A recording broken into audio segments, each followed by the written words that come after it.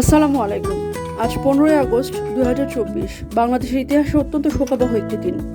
কিন্তু বর্তমান পরিস্থিতিতে এত বাজে একটা অবস্থা তৈরি হয়েছে যে আমি শুধু এটুকুই বলবো, জোর করে শোক পালন করানো যেমন নিন্দনীয়, তেমনি শোক পালন করতে না দেওয়াটাও কিন্তু একই রকম নিন্দনীয়। যাই হোক, ভিডিওতে ফিরে আসি। আজকে 15ই আগস্ট, একই সাথে শুরু হচ্ছে বাংলা ভাদ্র মাস।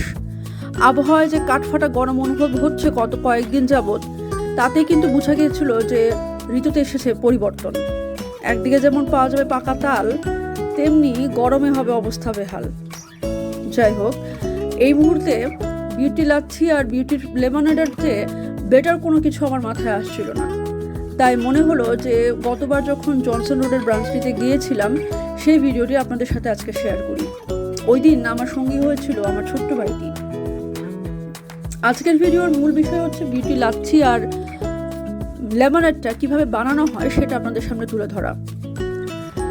ঢাকা শহরে আমরা যারা থাকি বা বহু বছর যাবত আছি, তাদের মাঝে খুব কমই হয়তো আছেন যারা এখনো পর্যন্ত বিউটি লাচ্ছি বা লেমনেড টেস্ট করে দেখেননি অথবা ফালুদা খেয়ে দেখেননি। যদি না দেখে থাকেন তাহলে বলবো যে আপনার জীবনের এক নির্মল আনন্দ থেকে আপনি এখনো বঞ্চিত আছেন। আর নিজেকে বঞ্চিত করবেন না, জলদি চলে যান পুরান ঢাকার নাজিরা বাজার অথবা জনসন রোডের বিউটি লাচ্ছির এই শাখাটিতে। যেটা এখন দেখছেন, এটা জনসন রোডের শাখা। আরও একটি শাখা ছিল, সেটা বন্ধ হয়ে গেছে, সেটা ছিল লালবাগে ঠিক কেল্লার পাশেই। বাই দ্য ওয়ে, যদিও এই বিউটি লাচ্ছির মূল প্রোডাক্ট হচ্ছে লাচ্ছি আর লেমনেড, নাজির বাজারের শাখায় কিন্তু বিরিয়ানিও পাওয়া যায়। সেটা অবশ্য আমার এখনো খেয়ে দেখা হয়নি, কেউ খেয়ে থাকলে জানাবেন যে সেটা স্বাদ কেমন। বিউটি লাচ্ছির ভক্ত তো আমরা সবাই, কিন্তু আমাদের মাঝে আসলে কয়জন জানি যে আজকে বিউটি লাচ্ছির বয়স 102 বছর 2 মাস পূর্ণ হলো। হ্যাঁ, ঠিকই আন্দাজ করেছেন। 1922 সালের 15ই জুন মোহাম্মদ আব্দুল আজিজ প্রতিষ্ঠা করেন এই বিউটি লাচ্ছি। তখন শুধু দুটি পণ্যই ছিল, বিউটি লাচ্ছি আর লেমনেড।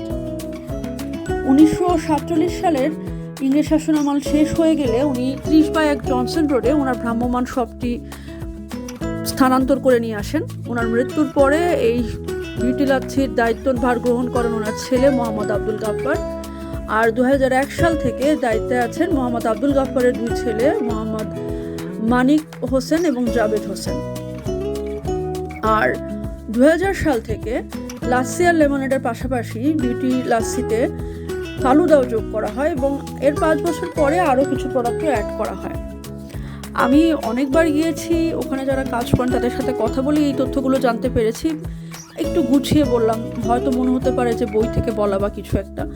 যাই হোক, তো আমি আমার ছোট ভাইকে নিয়ে ওখানে যাই এবং পরিবেশটা তার কাছে খুব একটা পছন্দ হচ্ছিল না, কিন্তু আমি বলবো যে এই ভিড় ভাট্টাটাই বিউটি লাচ্ছি বা পুরান ঢাকার মূল আকর্ষণ।